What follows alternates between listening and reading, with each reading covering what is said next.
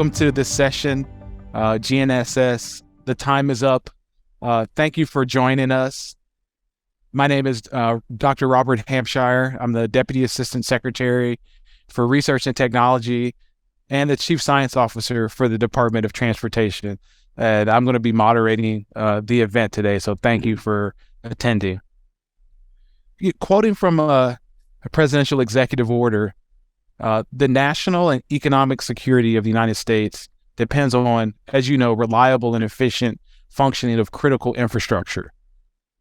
Since the United States made the global position system GPS available worldwide for free, position, navigation, and timing, also known as PNT services, provided by satellite systems have become largely invisible utility for both technology and infrastructure, including in critical infrastructure sectors like the power grid depends on position, navigation, and timing, communications, infrastructure, all the mobile devices that you have, billions or so mobile devices just here in the United States, and all modes of transportation, in addition to precision agriculture, construction, weather forecasting. Just take every sector in our economy depends on the functioning of position, navigation, and timing. These services are critical, as I mentioned, particularly for the safe and efficient use of our transportation system, which we work at Department of Transportation. So roads, rail, bridges, and airspace depend critically on PNT services. But what I want to highlight, and our panel today want to highlight a bit, is in the financial services sector, how critically important, particularly timing is for the work that you all do. And so, the fact that these PNT is so critical to these sectors is really why the escalating vulnerabilities to GPS is such of great concern. The purpose of this panel today is to discuss how we can mitigate some of these risks, and the panelists will kind of educate you all today about what some of those risks are and the role of technology companies in developing and providing complementary PNT services. We know that the GPS technology that we have today, the advances in use is just growing and growing, but so is the number of threats are also growing and growing. This includes risks related to jamming. We've seen this in our maritime sector, for example, across the globe, spoofing of GPS signal, and also other types of cyber attacks. We really need to take the bullseye off the back of GPS, meaning providing other backup and complementary services that you as users of PNT can adopt, and to take to manage the risk related to this invisible utility that we all value so highly. So within the Department of Transportation and our partners across government, as well as the private sector, we've been exploring ways that complementary PNT solutions can help mitigate these risks, along with facilitating the adoption of these services. That's particularly a focus that we have now, is that the services are available from technology vendors, but we also have the critical infrastructure sectors. How can we make sure that there's a great marriage there and there's adoption of these services? We've done, as a department, as a government, done a lot of work, an enormous amount of work thus far in this area, both within the department, again, across our interagency partners, and with you all today. But we still have a lot of work ahead of us. And today, I look forward to this discussion with the panel as we continue to move the needle forward, realize the benefits of a resilient, innovative, and robust system for PNT services. So with that, I'd like to get into our discussion with our panelists today, and I'll do a quick one-line introduction of our great panelists, and then we'll jump into some Q&A, and so we can make this sort of a dynamic, interactive discussion. I'll introduce the panelists first and then get to the questions. We have with us Diana Fritschkott-Roth from the Heritage Foundation, and also from George Washington University. And she also happens to be my predecessor here at the Department of Transportation. Welcome, Diana. We have Judah Levine, who's a fellow at the National Institute of Standards and Technology. Some of you may know, but Judah will tell you, the keepers of time, that does so much with the national timing system. So thank you, Judah. Karen Van Dyke, if you can raise your hand. Karen is our Director of PNT and Spectrum Management at the U.S. Department of Transportation, a valuable asset to this entire community. Steve Suarez, the Global Head of Innovation for financial services, as well as Catherine Condello, the Senior Director for National Security and Emergency Preparedness for Lumen Technologies, and also Richard Hoptroff, who, as you know, is the founder and Chief Time Officer, if you believe that, Chief Time Officer at Hoptroff. Welcome, and it's just really great to have all of you all here today as panelists. For the first question, I want to, I'll direct this to Diana, but, certainly would love to hear from all of you, particularly around the scoping and the impact of PNT services. So from your perspective, Diana, what is the role of PNT in national security and also global economic competitiveness? Well, PNT is absolutely vital for economic security, and I want to thank you and the Department of Transportation for everything that you're doing to make sure that, as much as possible, that PNT and GPS are backed up. Because, as all of you know, if we were to lose our signals on our phone, there would be chaos, but it goes a lot beyond just losing signals on our phone. Our system of over 30 satellites enables us to have positioning, navigation, and timing services that we take for granted. When I tell people that if the constellation of satellites went down, we would lose GPS, people just don't believe me. They think it's going to be around forever. Then we have precision agriculture that depends on GPS, because now tractors don't just scatter seeds and fertilizer everywhere. They put a seed in a particular position, they fertilize that seed, and they water that seed. We have precision construction. It's not just that skilled tradesmen put a nail anywhere. Now they have digital blueprints that tell them where to put the steel shanks, where to put the nail, where to put everything. And that reduces tremendously the error rate of construction. So you don't have to take things apart because you've made a mistake. And most importantly, in our financial sector, where, as everybody knows, a difference of a stock market trade of 2 minutes to 4 and 2 minutes past 4 is essential. But it's trading in nanoseconds for some of these derivative products, some of these complicated financial products that only people at Silicon Valley Bank would understand, and people at FTX Cyber would understand, and crypto. Anyway, banks need very, very accurate timing. And we've seen over the past couple of weeks that if there's something that hits the banking sector amiss, it's disastrous for the whole stock market and the whole of our markets. So I want to thank you, Robert, and thank Karen for everything you're doing to try to fulfill Congress's directive to back up the global positioning system so that there will not be tens of billions of damage to the economy if Russians, the Chinese, try to take down our constellation of satellites, for example, or if there's some electromagnetic storm. We need a backup. 1 is none, 2 is 1, and 3 is great. Thank you, Diana. Well said to set the stage. Anyone else here want to sort of what's your view on the role of PNT for our national security and global competitiveness? I see maybe Richard. Well, yeah, in terms of competitiveness, I mean, it's pretty obvious that Uber's business model would struggle without PNT. But it's a little less understood that that data integrity relies on accurate timing.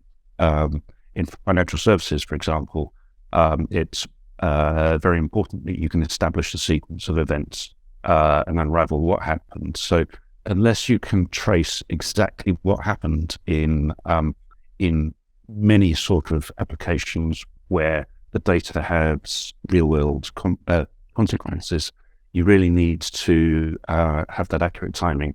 And losing it means that the sort of data becomes blurred and foggy. Yeah, that's right. Particularly as we're talking about the financial services sector, today, and most of the audience, I think that point hits home there, Richard. Anyone else who want to just sort of weigh in here on the sort of the implications and of the PNT for national security? Judah, please. Yeah, I was just going to add that electric power distribution depends very critically on frequency stability, especially for long lines where power is transmitted between widely different spaces. Synchronizing the power grid is a very important aspect, and it's part of the critical infrastructure. Thank you. Thank you, Judah. And maybe this is an opportunity, then I'll go to Karen. But Judah, could you just say a little bit about NIST and NIST's role, particularly in timing?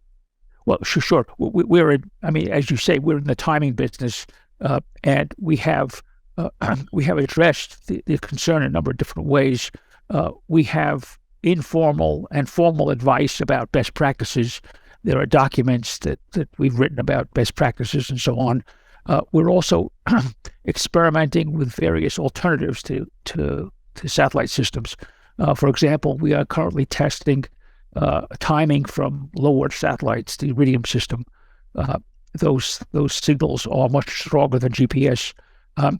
We have a program to look at timing from signals of opportunity, and one of the signals of opportunity is broadcast TV, and we're doing some testing in that area. Finally, we have a program to provide access to the NIST timescale over digital connections, fiber circuits, and so on. We have a number of customers or users who are currently using the system, and we are negotiating with a few more customers. This would provide direct connection between the customer's premises and the timescale at the level of nanosecond or maybe 100 nanoseconds. We have a number of different services in that area, and we probably don't have time to talk about the details, but that's the general overview. Okay, thank you, Judah. So Karen, let me go to you about some of the national security and global aspects of our PNT system. Yeah. Well, thank you, Robert. And I think you really set the stage, nicely. In transportation, it's not just all of the modes of transportation, but our dependency, as Judah said, on the electric grid, on communication systems. And so if we have a disruption to PNT services, we could really see cascading effects. And we're certainly witnessed disruptions to supply chain and what that can do from an economic and national security standpoint if we don't have the flow of goods through our transportation network, and certainly the economic impact. We have seen last fall some disruptions in Texas and the DFW area where we had significant impacts to the flow of air traffic going into Dallas-Fort Worth. And the economic impact of delays just at one airport, and if that we're on a much larger scale across the nation, which would certainly affect all of us from a passenger standpoint, but again from a freight distribution as well. Yeah, those are a great point, Karen, and that sort of dovetails into my next question about what are some examples where vulnerabilities or PNT vulnerabilities have or could lead to significant business impacts.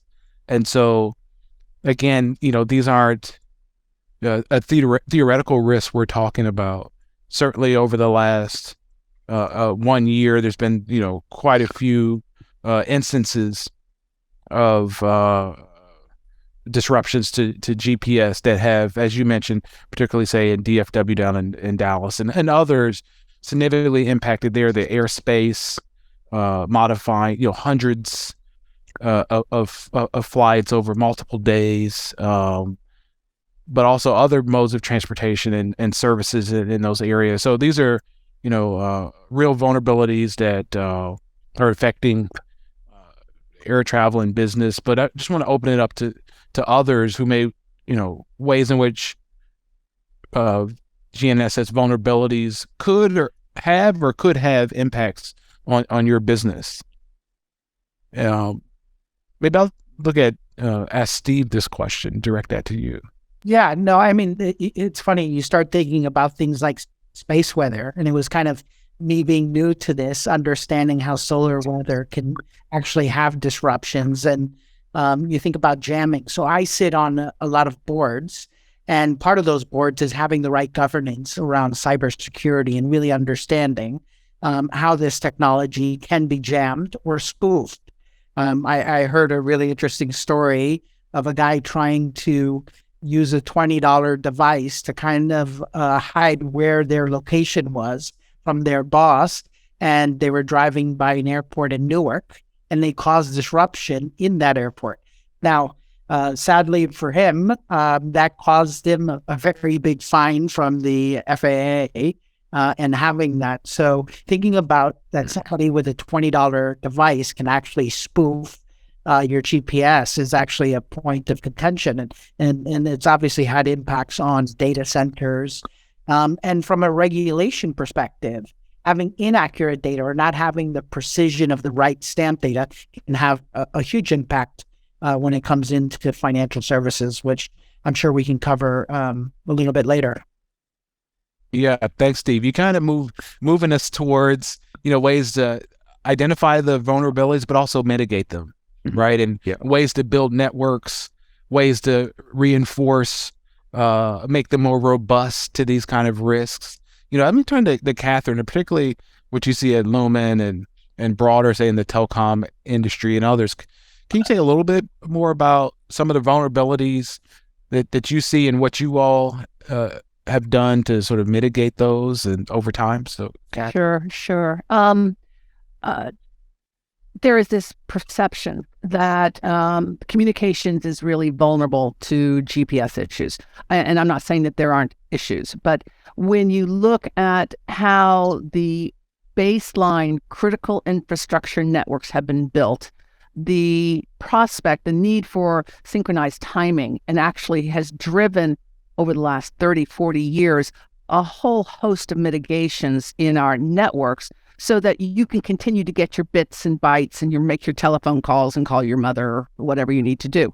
And so in many respects, that's a good news story. That's highly responsible use of and finding the right mitigation and backups and whatever so that, your core functions will continue to operate. So we take a deep breath. Everybody walks around with a wireless device. Now, that wireless device does use GPS for position navigation and timing, but in our minds, that's sort of an app that's using satellite capabilities, and it's not my core function, if you will, to pass your bytes from point A to point B. It ends up being an app that kind of rides on a device that rides also on my network, and it's that kind of recognizing that there is a linkage. Not necessarily a coupling, but a linkage between what you're using, position navigation and timing delivered by GPS for, that sort of wraps into your other environments. That is the meat of the question about how do you manage the risk associated to your operations, to your critical functions, if for some reason or another GPS disappeared.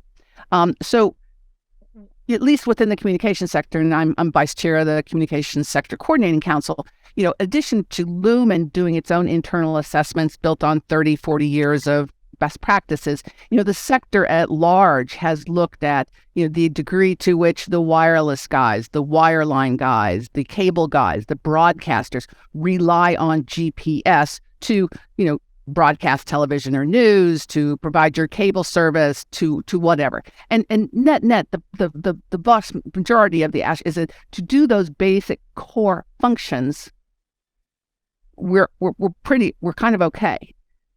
again, the bad side is because they are so okay, because they are so brilliant, there's a plethora, there's uncounted number of applications and services that are built on that kind of resilient infrastructure, which does leverage GPS. And that's where we spend time talking to our customers. Back to you, Doctor. Yeah, thank you, Kath. And could you actually say a little bit more about Lumen, just for the audience to get a sense of exactly, what you all do? Okay, sure. Lumen Technologies is based in Louisiana. We are a local provider, predominantly in a lot of different places, but you would think of them as being the West Coast square states, like Seattle. So if you watch the City Hawks, you've seen our stadium. But more importantly, much more importantly, we actually act as the backbone for the internet. So we are global, and we connect all the various, entities, ISPs, content delivery networks globally, so the service can get from A to Z. In particular, Lumen has been, apprised of the risks associated with GPS, focusing more on the national security implications. Certainly spoofing and jamming is very important, but more sort of what if GPS was not available? And as Dr. Lamine mentioned, there are entities within the communication sector that have been trying and working over the past 10 years to build capabilities based on that resilient framework of, in our case, fiber, in the case of the broadcasters, the broadcast environment, so that maybe there is an alternative form of providing some form of position navigation and timing. Got it. Yeah. And so from your standpoint, you guys are really a good model and something that the audience can maybe learn from as well, a sector that's been working to improve the robustness and be responsible users of PNT, meaning creating a robust ecosystem around some of your core services and being proactive is really is sort of where I want to kind of get to next. And part of, and I've got to direct this to Karen and Judah here on the government side. We have an executive order called 13905. Don't worry about the numbers, but it's all about strengthening our national security and the responsible use of PNT services. And it really does put the onus on federal government, federal agencies to work with critical infrastructure providers and ensure and foster a responsible use of PNT services. So let me maybe turn to Karen. What does that mean to you when it says, first, what are we doing to implement this executive order? Yeah, thanks, Robert. Responsible use of PNT services, what that really means is a risk-informed approach. So I think it's very similar to what Catherine was talking about. So understanding what your dependencies are, whether it's timing, positioning, and navigation. So across all of the modes of transportation, really digging in and understanding for each application where there are those dependencies. So it's PNT broadly, but of course we're focusing a lot on dependencies of GPS, and then evaluating against whether it's jamming or spoofing. What's the vulnerability at the system level.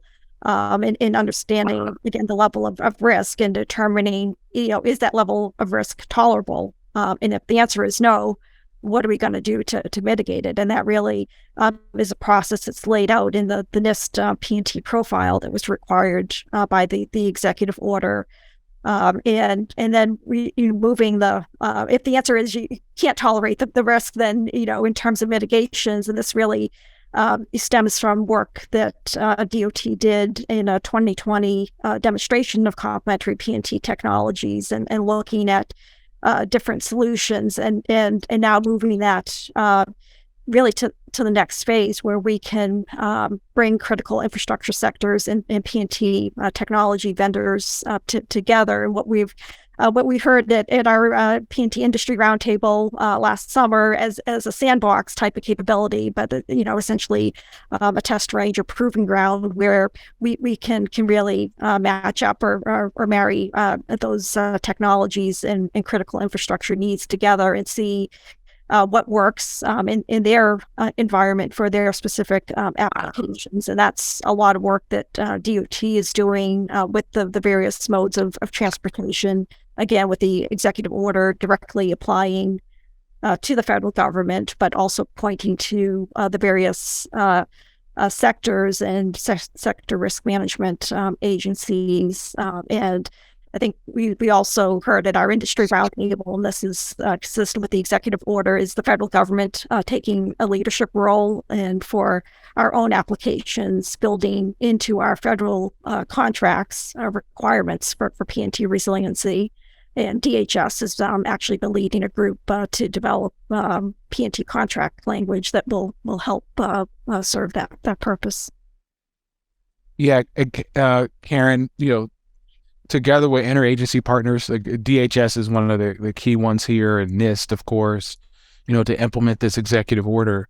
I do want to, give you more credit for the 2020 study that really did, the team really did look at, I think, 12 different providers of complementary PNT services, and certainly there's more than 12 out there. Can you just say a little bit more here for the audience to get a sense of the landscape of the different types of complementary service that it could be available and could help them serve some of their needs? Sure. Yeah. Well, and as part of your organization, Robert, the Volpe Center conducted the demonstration and did that, fortunately right before the pandemic set in, and then analyzing all of the data. So the Volpe Center team really deserves an enormous amount of credit for executing the demonstration.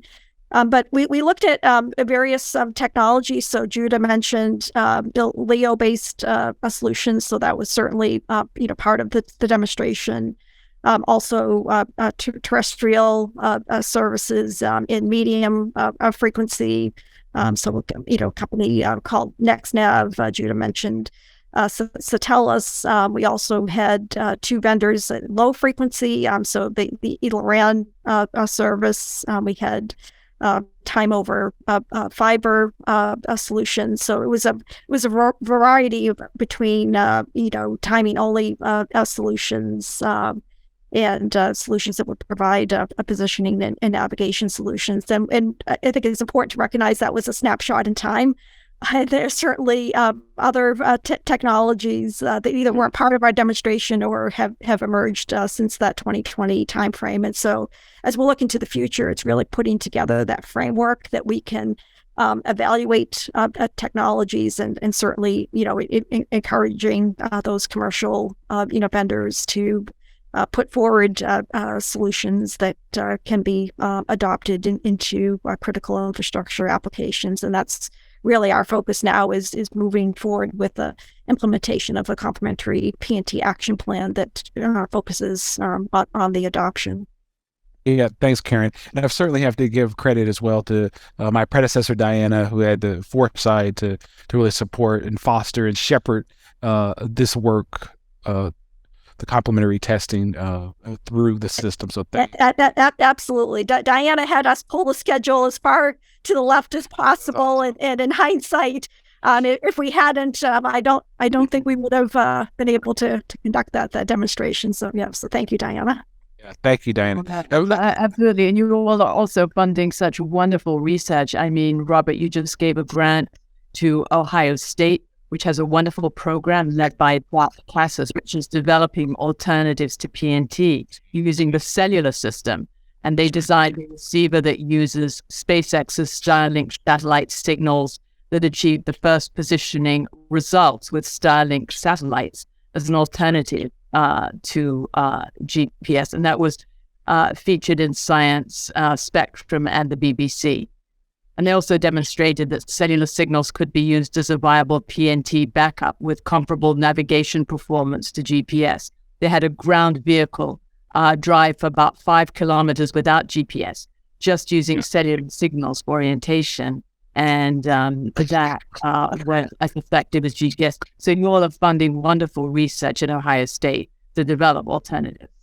Yeah, that's right. That's really great work. Signals of opportunity from existing satellites, existing sources, that's one approach. And I think that's certain that Judah mentioned earlier. So Judah, at NIST, as you guys are thinking about implementing this executive order on strengthening P&T resilience and Sure. helping support responsible users, Sure. what say you? Well, we have, Catherine already mentioned, we are working with Satellus as a typical LEO satellite, low Earth orbit satellite timing system. We are experimenting with TV signals, working with the National Association of Broadcasters for transmitting time or using digital TV. We have the time over fiber service, which I think I've mentioned and she's mentioned as well. One of the, of course, we're not a regulatory agency. We can advise and we can cajole and we can suggest, but we can't require. One of the issues that has come up in our work is that there's been a fundamental change in the way timing is provided. The GPS system is perceived as free. Of course, it's not free, but the user sees it as free. But the PNT services or the T services that we're offering are very definitely not free, whether you pay the money to TELUS or Fiber Circuit or whatever. And that is a change in the model which users have to begin to understand that that's sort of the way. Now, whether that's a good model or a bad model, that is the model. And that brings up the whole issue of business case and risk and so on from a company's perspective. And of course, that's not my perspective. I'm not a company, right? I'm the government. I'm here to help. Okay. But that's a very important issue. We are negotiating with a number of federal agencies, and I would expect that our highest level PNT, or I say PNT, but it's really T services, will be with other federal agencies because they are well aware of the problem and understand the executive order. So I think that's what's going to happen. Yeah. Go ahead, Diana. Don't you think that GPS or positioning, navigation, and timing services can be looked on as economists? I'm an economist. Say it's a public good. In other words, it's the government's interest to provide it because you can have, for example, every little county in Oklahoma getting its own GPS backup. And so just as the federal government has provided GPS for free, it also has a responsibility to also purchase those additional technologies that keep the system working properly. Because economic consequences are catastrophic. Sure, I would welcome that. And all I can tell you is that hasn't happened. At least it hasn't happened yet. The NIST programs, the NIST fiber test program, for example, depends on the fact that the users pay a good bit of the recurring costs. And that, of course, that could change in the future, but that's the way it is now. But Congress, in 3 separate bills, did ask the Transportation Department to back up the GPS system. So, I mean, Congress does really have a responsibility to provide the funds that they laid down the law for in 2017, 2018. Yeah, and even on the executive order side, we know that the posture is for us as a federal government to support the development, integration of new complementary services, P&T services, as well as provide guidance for procurement language, so federal procurement contracting, as well as NIST, as you get providing profiles, P&T profiles for various industries to adopt. And so while we're taking sort of the approach where we're encouraging, fostering responsible use of P&T, and certainly that kind of moves to the next question about what does it mean to be a responsible user of P&T, which will then get us into the business case. So certainly the audience here today wants to think about, okay, how does this apply to me, my firm, my company? What risk are we at subject to, and how do we mitigate them? And so we're going to move into that portion of the program here, is how, not just what government's doing, but what you could do as well, how we can empower you to be responsible users of PNT. And so I think Catherine, mentioned in the telecom sector, what this might look like. But let me just kind of go to Richard a little bit, and Steve, to think about what does it mean to you to be a responsible user of PNT that you've seen, or from your perspective, Richard and Steve? Oh, I think in terms of running a business service, whatever that is, it's the impact on your customers if you fail to deliver that. And in so many cases, people don't realize that timing is vital to digital services. My favorite example is to look at what happens inside a data center. Data centers, they weigh 1 million tons, so position and navigation are not really part of the question. It's all timing. On the roof, there's generally a few hundred GNSS antennas. Now, why do they need that timing?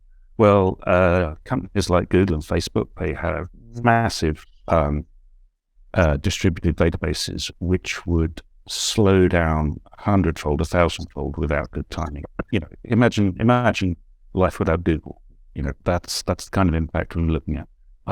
In terms of financial services, when timing is lost, and I know this from my customers, days of trading are lost. So it does have an immediate bottom line impact when the failures happen. And the same now is also increasingly true in broadcast, where somewhere along the chain, a lot of the video processing is done in the cloud these days. And if you can't synchronize that, then you will lose the broadcast signal. So I think in terms of being a responsible user, it's making sure that you continue to deliver quality of service for your business. Steve? I would completely agree, and I think we're becoming more digital. Everything we're doing is a lot more digital, which means that precise timing is key for that. So when you talk about data centers, think about just today when you went out and bought your coffee. If you don't have that timing, you can't use your credit card or process payments. I know a simple one is the whole ATM and transactions. It's all about having that precision timing. Even in regulations, I know we were talking about regulations in the U.S. There's a regulation called MiFID II that requires post-transaction reporting to the regulator for over-the-counter derivatives that are properly reported. And so improving record keeping is essential to be compliant with that, and all financial institutions have to comply with that. So what does that have to do with GPS? Well, you have to prove that you have time synchronization and or precision timing on that. And it's got to be traceable. It's got to be locked to UTC. And then you have this unbroken chain of comparison so that you can compare your records to other people's records as well. And so when you think about things like high frequency trading, all of that is captured and has to be captured within milliseconds to make sure that you're complying with the regulations. Without that, you're not able to operate. And so if you're a financial institution, time is key. The precision of capturing that time is key, and making sure you have an audible record of that time is key.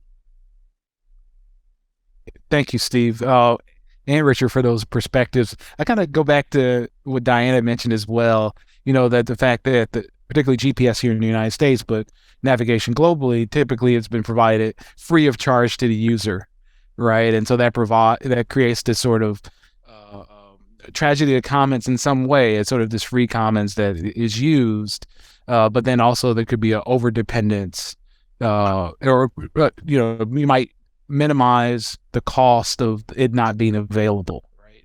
And so we're kind of getting into some of the business use cases of what does it mean to identify those risks, and then be responsible in creating a robust backup for your company and for your users. I don't know, Catherine, you spoke a little bit about this earlier, but from the standpoint of being a responsible user of PNT, did you have Anything else to add there?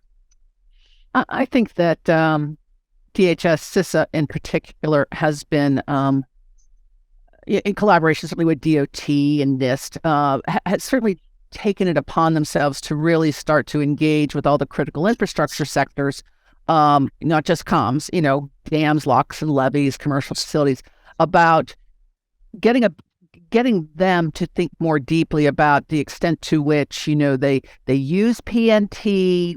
What is it used for? Is it a critical function within their own functions? I mean, Diana spoke about, the sort of the agricultural seeding kind of processes. Well, that's a critical function. Where are they getting their PNT from? What could take it down or what could stop it? What is it, spoofing? Is it jamming? Is it just simply an absence? Do they need absolute time? Do they need relative time? What degree of fidelity do they need on the dime? Is milliseconds good enough? Do they need nanoseconds? Do they need picoseconds? And I think it is fair to say that when you look broadly across all the critical infrastructures, that we have, enjoyed the benefits of having highly reliable service, thanks to GPS.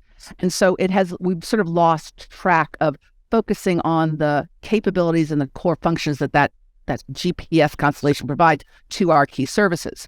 So I think that they've done a great deal of work, sort of starting to unpeel that onion, across all the critical infrastructures. And that's good. That's the most important, the highest priority thing to do. But aside from those critical infrastructures, there are still many, many, many, many, many, many more businesses upon which the nation relies for its economic security, who probably this is not in their bailiwick. So, in terms of responsible use, one, the fact that you're on this, webinar as well is good sign. If you have not, for instance, worked with the NIST internal report on how to create a profile for your company, so that you understand the extent to which you are relying on this, that's going to be a key step. Furthermore, to the extent that you now start to understand to what degree I rely on this to do the most important things for my company, you are now starting to take the step, and I think we're going to kind of get into this to just sort of start making the business case to your bosses. Yeah, that's a good lead in. But you name checked NIST a few times. You mentioned NIST. I do want to give Judah, and maybe Karen. Can you just say, for education for our audience, what is the NIST PNT profile, or how would someone listening today take advantage of that? Well, it's a formal document that has been written that provides best practices, for different agencies and different companies, different categories of companies and so on, and that's a formal document. And it's certainly a good start. I think a user who was not educated in PNT services would probably find that document a good start, and then they would start asking us questions.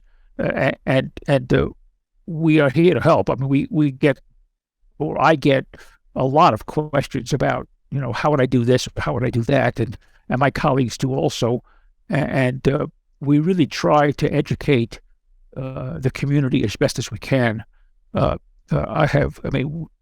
We have all given talks at conferences, telecom and electric power conferences and so on. And we try to help. I think one of the difficulties is that many of the users are not fundamentally experts in time. They're experts in banking or whatever they're experts in. I mean, they have their thing, and timing is not their thing. They just want it to work. So there's a lot of education that we do as best as we can. I think more education would be very helpful. But we do what we can. But certainly more would be very useful. Yeah. So Judah, on that point, can I think this is an important point. This NIST industry PNT profile is something that is a critical thing for folks to take a look at. Can I say that we can maybe contact Judah after this call, or any of us after this call, at info@hoptroff.com. So info@hoptroff.com. The moderator might put that into the into the chat, particularly to follow up about the NIST profile. I think that's a good point of action. I think that would be very useful. Anyone could also go to the NIST webpage directly, www.nist.gov, and see the published documents, or send us email if the published documents are not adequate. Thank you. And so that profile could start to lay the groundwork for a business case. Because really, within your organizations, when it comes to risk management, risk register, and those things, and this is directed to Steve or Richard or Catherine, our industry colleagues. How do you make the business case to your CEO, to a CEO, on the need for P&T resiliency to reduce some of these vulnerabilities and incorporate, P&T into the corporate risk registry? So how do you do that, or have you done that before? Please share your experience. Maybe start with Steve. Yeah, I mean, I think you're talking about a risk of a single point of failure. So really kind of explaining, and it's about awareness and education. I could tell you that while a lot of people on this call are very familiar with the topic and in depth, there's people that don't do this on a day-to-day basis and don't understand the vulnerabilities and the issues. And I think understanding that there are multiple sources of traceable time out there, that you can go to vendors and understand what augmented solutions are in the industry. Also, I know that there's solutions that deal with using software algorithms to monitor and look for anomalies. And we're all working to actually make sure that they have a very good, robust solution. So I think, going back, Robert, to your current point, is that having a risk register, number one, this on that risk register, understanding the impact, the likeliness, but even better, having a plan of response, and then having an owner on that actually creates a bit of ownership, so that somebody does take responsibility, educates themselves on this, and are able to educate the rest of us on why this is important and how critical it is. And what I've come to realize is that it's a very low cost service for a very high impact, if the likelihood that it can happen. So I think for me, it's really around education and making sure that your risk managers understand it and have it included in their risk register. Patty, good. Richard? You might be on mute. Okay. I largely agree with Steve. I mean, I think the way you get it on the risk register is to actually point out the cost of failure, the impact on your business, and that is what gets things onto a risk register, isn't it? And the fact that when you weigh up that cost against the fact that these solutions, that there are several of them, they're low cost to implement, and they're very easy to implement. It's very simple, for us at least, but I agree totally on Steve's last point, that the barrier really is education, and as Judah said, these people that need to manage the risk are not timing experts. It isn't their day job. They didn't plan to do this. They weren't necessarily educated in it. So it's a responsibility of all of ours to actually help them through that learning process. That's good. And Richard, and go ahead, Diana. Yeah, go ahead. I think that we should emphasize to our bosses the costs of black swan events, of which we've had quite a few in the past 5 years. I mean, no one would have thought we would have a pandemic caused by a lab leak or a wet market incident in China. No one would have imagined it. No one would have imagined 10 years ago the ransomware problems we have today. No one would have imagined the Silicon Valley Bank collapse. All these things are unimaginable. And we don't want to be fighting the last war. We want to be fighting the next war. We have to be prepared as responsible fiduciaries. And I think as someone who worked for the federal government, I would say this is on the level of a national defense problem. could cause immense costs. It could bring down the U.S. economy. And Congress, having just spent $1 billion on infrastructure, should be spending a tiny fraction of that amount on GPS backup. But the fact that it isn't so far does not mean that businesses should not be prepared. There are many, many unexpected events. No, that's a really great point about the black swan type of events. I'm reading from the chat right now. There's great Q&A, so thank you. Continue to act. We'll get to questions here more formally, but looking in the chat, Richard, certainly they're saying here that Hoptroff have been the terrestrial authoritative source with redundant feeds and been used in the financial services sector for many, many years. And so I think you guys have been, at least some folks have been effective in making the business case for adoption of those timing services. Well, but when I'm not the official source. No, Jude is the official I thought that was NIST. That's NIST, not NIST, but we just distribute it. To distribute it, yeah. But my follow-on was going to be, someone in the questions asked, why not drive the adoption through insurers or premia on insurance policies as a, there's sort of the business case of the CEO, but also through insurance products. Have you, Richard, encountered that as a path for adoption through insurance? We haven't particularly. We're more focused right now on encouraging the inclusion in the risk register. I guess one alternative would be to try and educate the insurers, but again, that's really going back to the same point. But there's money at risk here. That's why you need to adopt this technology. That's right. And I'll give Catherine a shot here, and then Diana will come to you about making the case to the CEO of whatever firm you're at about how to mitigate some of these vulnerabilities and get it on the risk registry. Do you have a perspective there, Catherine? I do. I mean, let's be clear. I've been working this issue for a while, which is translated as more than 10 years. And 10 years ago, there was not a Hoptroff. There wasn't a Lumen OP&T offering. There were no options to provide. We had already wholly embraced the GPS is there, it's free, and it's working, it's reliable, and it's wonderful, okay? So it has taken time to sort of recognize that there's a gap, that we might have gone too far on one spectrum, and we need to sort of kind of bind it. But we're now in a position where there are companies that can mitigate the risk, whether it's Hoptroff or it's OP&T or any of the other entities that went through the DOT trial, plus the new providers in here. There are options, but the onus is on, the individual company to understand what is their risk. Now, government has a couple of leverage points.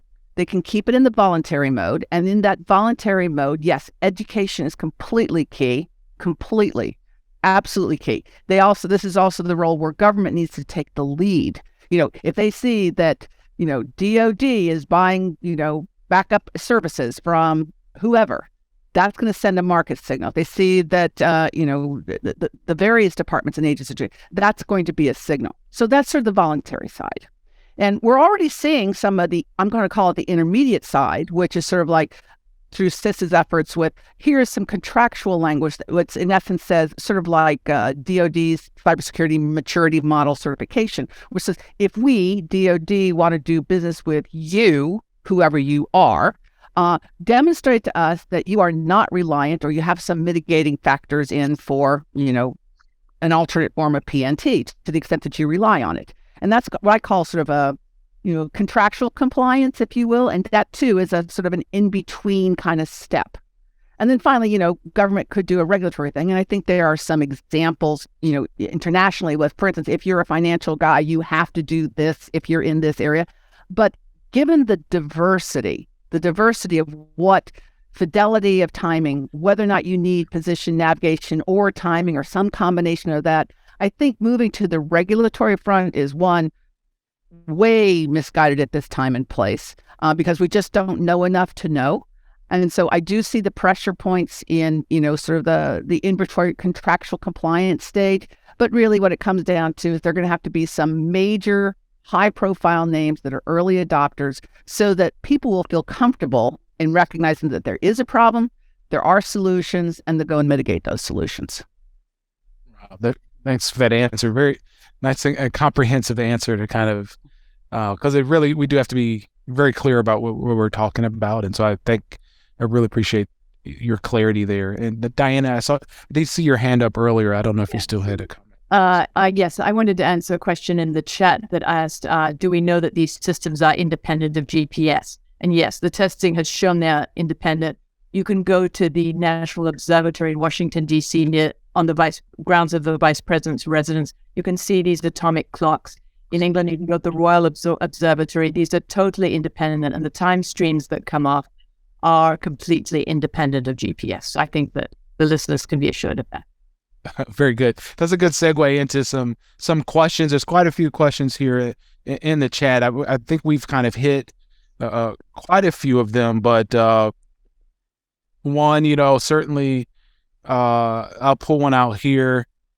One out, since you mentioned atomic clocks, I think maybe Judah may be able to answer this. There's a question: how do you see future atomic clocks fitting into the overall timing architecture? Well, of course, we run an ensemble of clocks that define, that drive our time services. We've done that for years and years and years and years and years. Most timing laboratories in almost every country you've ever heard of do the same thing. The Naval Observatory has an ensemble of clocks as well. They drive all of our services. The current ensemble is made up of cesium standards and hydrogen masers, and I would expect that would continue to be the ensemble both at our place and at the Naval Observatory for the foreseeable future. There are developments of optical clocks and so on, but they are at the moment laboratory devices. They're not part of the routine ensemble for transmitting time. The ensemble is if you come to the Naval Observatory, you come to NIST and you go into the clock room, it looks to be about the same. We have the same kind of stuff, and I would expect that it'll be upgraded to newer stuff, but the basic concept of cesium standards and hydrogen masers will probably be around for quite some time. Thank you, Judah. Where some other atomic clocks are, I believe, are in the constellation GPS satellites themselves. There's a question here, and now this may probably be the last question. How does the panel feel the existence of 3 other GNSS and the emergence of alternate LEOs like Zona, change the risk landscape? If GPS is lost, we still have 3 other GNSSs, but also maybe more in the future. I think this kind of speaks to the signals of opportunity. We see a proliferation of some other constellations and other services. And maybe I'll point this towards Karen. I think part of what we're trying to do is foster a ecosystem of PNT services and complementary services. But what do you say here about some of these other constellations, mainly space-based alternatives? Yeah, so and we do see some of those LEO constellations actually being designed to provide PNT services, and then Diana mentioned some of the other work on signals of opportunity, and so this is very much part of the mix and evaluating their performance to meet user needs, and certainly the benefit of having a global service we've seen over the years through GPS is quite beneficial. But we have concerns about space. We talked about space weather and some of the other potential threats, and so evaluating terrestrial services and certainly clock technology, inertial navigation systems, and I think really looking at it's not any one solution as a complementary PNT, but really the diversity of applications to, drive diversity of solutions and really integration of solutions, so that as we're evaluating failure modes for other technologies, we're mindful that any other technology is going to have its set of limitations and risks as well. And I think we do see a lot of that sensor fusion coming forward in the future, particularly through demands of automated applications, that automated vehicles really driving the need for resiliency.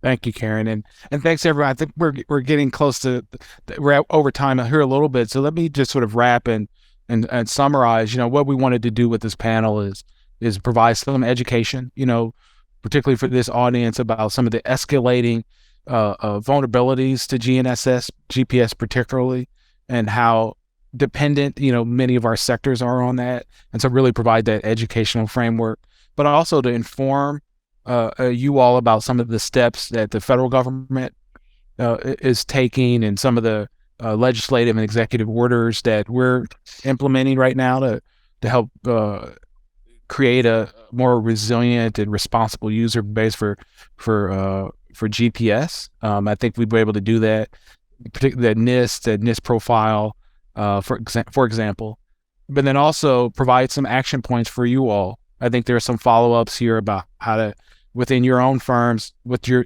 is this on the risk register? Is this part of the risk management strategy? And how are you talking to your senior leadership about this issue? And certainly we've answered some questions, but again, you can contact us here or at info@hoptroff.com, or you certainly can reach us in the federal government directly. We would love to answer any questions you might have.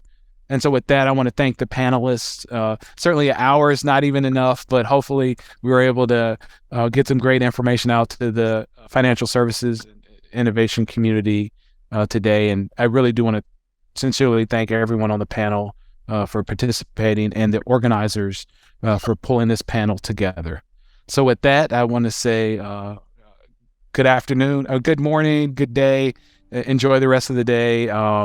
And please be in touch if we have any further questions. Thank you so much.